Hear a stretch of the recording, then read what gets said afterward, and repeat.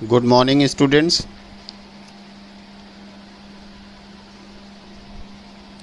जनसंचार चैप्टर इस समय चल रहा है, उसी के आगे मैं स्टार्ट कर रहा हूँ। अब आइए इस वीडियो में बात करते हैं संचार के कितने प्रकार होते हैं, संचार कितने तरह से हो सकता है। संचार के जो भी तरीके हैं, जो भी प्रकार हैं, वो इस तरह से हैं। पहला है सांकेतिक संचार। जब हम किसी व्यक्ति को संकेत या इशारे से बुलाते हैं तो इसे सांकेतिक संचार कहते हैं। पाषाण काल में जब मनुष्य ने भाषा का आविष्कार नहीं किया था तो संभवतः मानव इसी तरह से संचार करता होगा।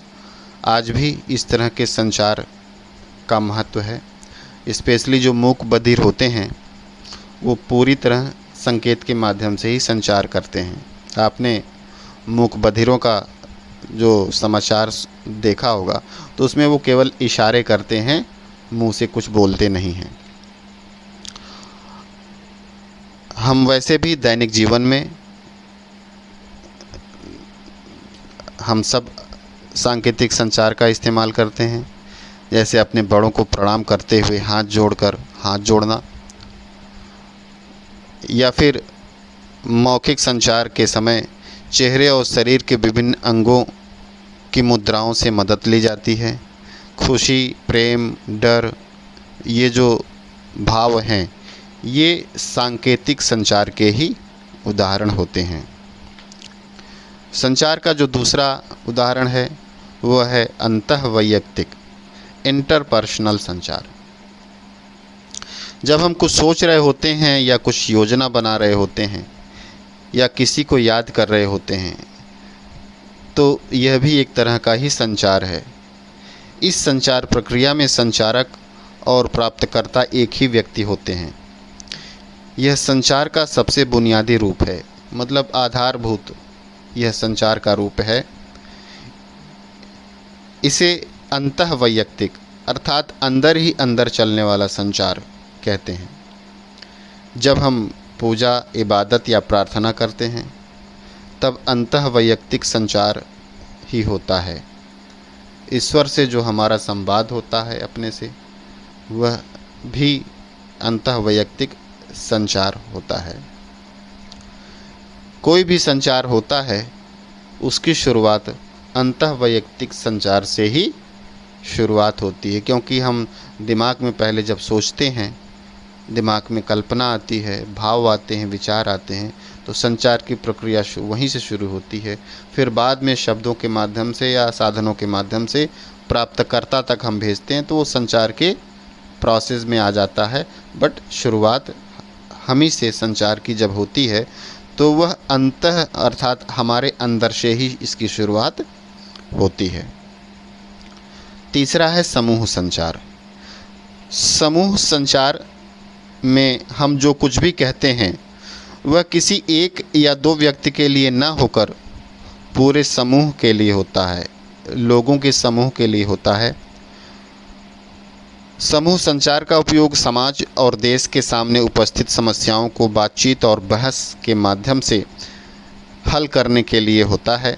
संसद में जब विभिन्न मुद्दों पर चर्चा होती है तो यह समूह संचार का एक अच्छा उदाहरण है। जनसंचार। जनसंचार आज के समय सबसे ज़्यादा उपयोगी है। जब हम व्यक्तियों के समूह के साथ प्रत्यक्ष संवाद के बजाय किसी तकनीकी या यांत्रिक माध्यम के ज़रिए एक विशाल वर्ग से संवाद करने की कोशिश करते हैं तब इसे जनसंचार कहते हैं। स्पष्ट रूप से संचार और जनसंचार में अंतर समझ लीजिए। संचार का एक रूप है जनसंचार, जिसके कुछ तत्व होते हैं। यह समूह संचार का एक विशालकाय रूप होता है जिसमें किसी यांत्रिक माध्यम की अत्यंत ज़रूरत पड़ती। बिना यांत्रिक माध्यम के बिना ये जन संचार नहीं हो सकता। इसमें स्पष्ट रूप से बात की गई है, किसी तकनीकी या यांत्रिक माध्यम के ज़रिए समाज के एक विशाल वर्ग से जब संवाद कायम करने की कोशिश की जाती है तब इसे जन संचार कहते हैं। इसमें एक संदेश को यांत्रिक माध्यम के ज़रिए बहुगुणित किया जाता है, मल्टीप्लाई किया जाता है, ताकि उसे अधिक से अधिक लोगों तक पहुंचाया जा सके। इसीलिए इसके लिए किसी उपकरण या माध्यम की मदद लेनी पड़ती है, जैसे अखबार, रेडियो, टीवी, इंटरनेट, सिनेमा इत्यादि। अखबार में प्रकाशित होने वाले समाचार वही होते हैं, लेकिन प्रेस के जरिए उनकी हज़ारों लाखों प्रतियां प्रकाशित करके एक विशाल पाठक वर्ग तक संचार किया जाता है या बात पहुंचाई जाती है। इसलिए यह जन संचार आज के संचार का एक सबसे महत्वपूर्ण रूप है, जिसने इस पूरी दुनिया को, इस धरती को एक ग्लोबल गांव के रूप में बदल दिया है। अब आते हैं, देखते हैं कि जन संचार की ये विशेषताएं क्या क्या होती हैं। जन संचार की निम्नलिखित विशेषताएं होती हैं। सबसे पहला है, जन संचार माध्यमों के जरिए प्रकाशित या प्रसारित संदेशों की प्रकृति सार्वजनिक होती है, अर्थात पब्लिकली इन्हें पब्लिश किया जाता है। यह किसी व्यक्ति विशेष या संस्था विशेष के लिए नहीं होता है। इसका अर्थ यह हुआ कि अंतर्वैयक्तिक या समूह संचार की तुलना में जन संचार के संदेश सबके लिए होते हैं। दूसरा क्या है इसकी विशेषता? जन संचार का संचार के अन्य रूपों से एक फ़र्क यह भी है कि इसमें संचारक और प्राप्तकर्ता के बीच कोई सीधा संबंध नहीं होता। मतलब जिसने रेडियो का कार्यक्रम जो चला रहा है और जो उसे रिसीव कर रहा है, दोनों के बीच कोई सीधा संबंध नहीं है। या फिर जो पेपर प्रकाशित कर रहा है, अखबार प्रकाशित कर रहा है, और जो उसका पाठक है, उसके बीच क्या कोई डायरेक्ट संबंध, कोई सीधा संबंध होता है? नहीं होता है। तो इसके बीच सीधा संबंध नहीं होता है। तीसरा, जन संचार के लिए एक औपचारिक संगठन की ज़रूरत पड़ती है। औपचारिक संगठन के बिना जन संचार माध्यमों को चलाना असंभव है।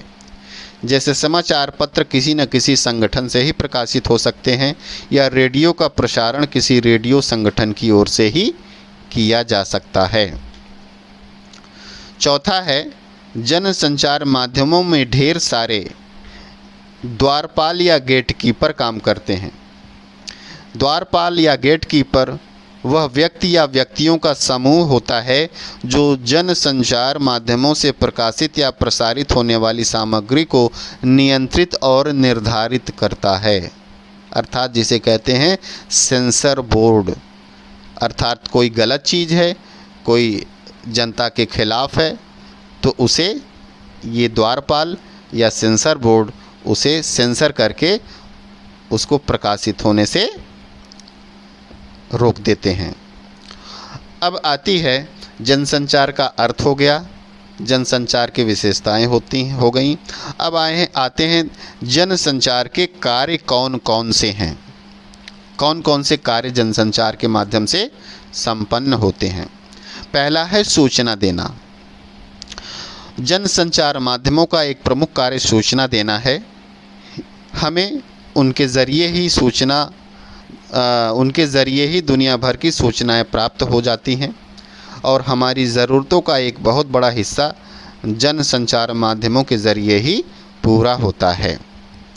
दूसरा कार्य है शिक्षित करना, जनता को शिक्षित करना। जनसंचार माध्यम सूचनाओं के ज़रिए हमें जागरूक बनाते हैं, शिक्षित करते हैं। लोकतंत्र में जनसंचार माध्यमों की एक महत्वपूर्ण भूमिका होती है। यहाँ शिक्षित करने से आशय यह है उन्हें देश दुनिया के हाल से परिचित कराना और उसके प्रति सजग करना। यहाँ शिक्षा का मतलब ये नहीं है जो औपचारिक शिक्षा हम विद्यालय से प्राप्त करते हैं। तीसरा है मनोरंजन करना। जनसंचार माध्यम मनोरंजन के भी प्रमुख साधन हैं, जैसे सिनेमा, टीवी, रेडियो, संगीत के टेप, वीडियो और किताबें आदि मनोरंजन के प्रमुख साधन हैं और ये सब जनसंचार माध्यमों के अंतर्गत ही आते हैं। चौथा इसका कार्य है जनसंचार का एजेंडा तय करना। जनसंचार माध्यम सूचनाओं और विचारों के जरिए किसी संदेश और समाज का एजेंडा भी तय करते हैं।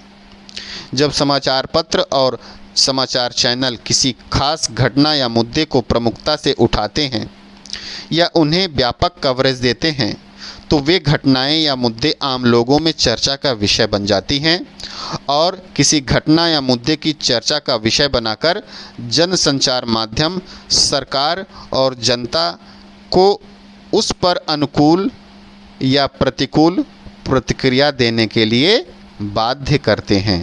तो इस तरह से ये जनसंचार माध्यम समाज के प्रमुख मुद्दों को उठाकर देश के एजेंडे को तय करते हैं। पांचवा है निगरानी करना। किसी लोकतांत्रिक समाज में जनसंचार माध्यमों का एक प्रमुख कार्य सरकार और संस्थाओं के कामकाज की निगरानी भी करना है। इसीलिए इसे लोकतंत्र का चौथा स्तंभ कहा जाता है।